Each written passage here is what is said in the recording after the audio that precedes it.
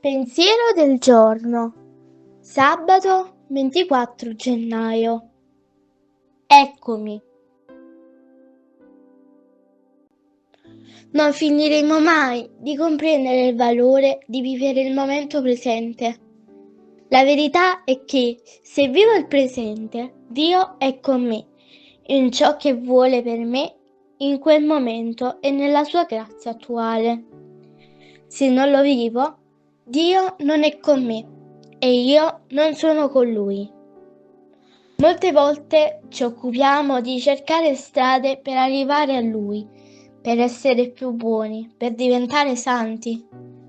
Ma perché cercare strade se Lui è la via e Lui è lì che ci aspetta, che in ogni momento nella nostra vita possa entrare a collaborare con noi per operare con e in noi e farci compiere opere degne dei figli di Dio.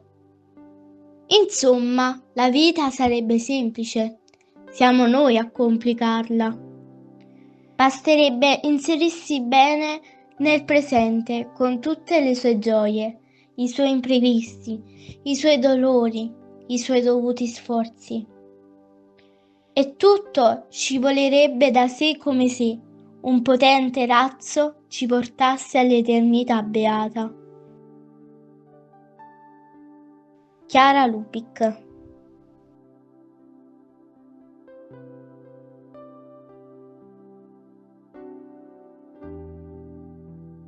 Parola di vita.